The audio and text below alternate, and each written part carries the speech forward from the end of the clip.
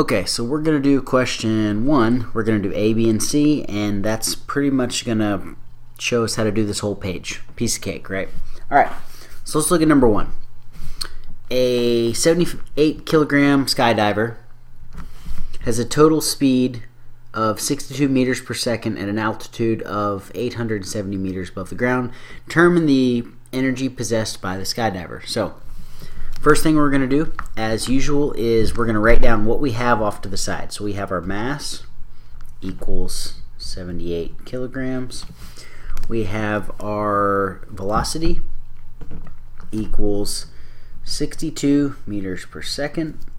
And then we have our height, I guess you could say. Well, it is your height, which equals 870 meters. Okay, so you know there's an A, B, and C, so that means we're probably not going to use all 3 of these units for A. So first it just says determine the kinetic energy. Well, this is a piece of cake. So first thing we do, we write down the formula for kinetic energy. 1/2 times mass times velocity squared, right? So we have our mass, we have our velocity, and we have our 1/2. So this was easy. Everything we got is here. So let's plug it in. Kinetic energy equals 1/2 times 78, which is our mass, times 62, which is our velocity, and then squared, right? So let's do it all. Calculate that sucker.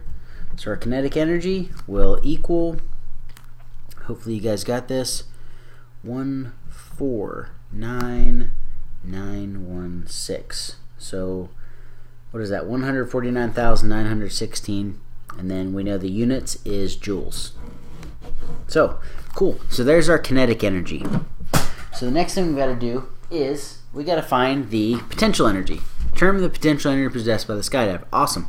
So we got all our units off to the side. So let's just write the formula for potential energy. Potential energy equals mass times gravity times height. Ooh, I forgot that. One unit we did also have is we had gravity, because we're on Earth, right? So gravity equals 9.8 meters per second squared, because it is an acceleration, right?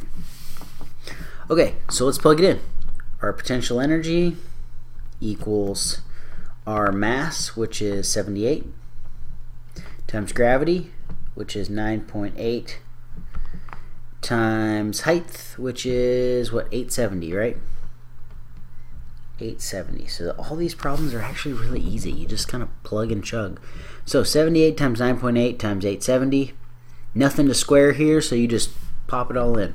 So our potential energy equals 665,028 joules.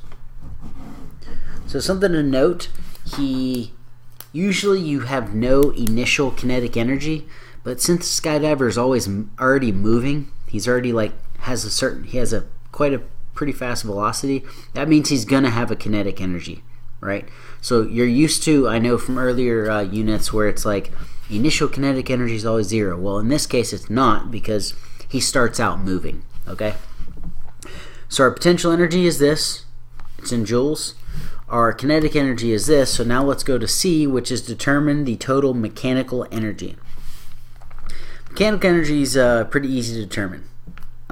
So the formula chart, it's kind of weird the way it describes it, but let's just write it down. So mechanical energy equals kinetic energy plus potential energy. Pretty easy, right? So that's easy. So mechanical energy equals our kinetic energy, 149,916, plus our potential energy, 665,028. That's my 0. There we go. So our total mechanical energy, which is what it's asking, equals 4944, and then the units, of course, is joules, because it's energy, right? Cool. So that's how to do A, B, and C for number 1. Just as an FYI, number 2 is to total determine mechanical energy. So once you have the potential and the kinetic, you just kind of add them together for that one. And number 3 is kind of the same thing. Determine the total kinetic energy. I know you can't see it, but it says the same thing. So that's how to do 1A, B, and C, and that should help you with 2 and 3. And it looks like maybe a little bit with the next page. All right.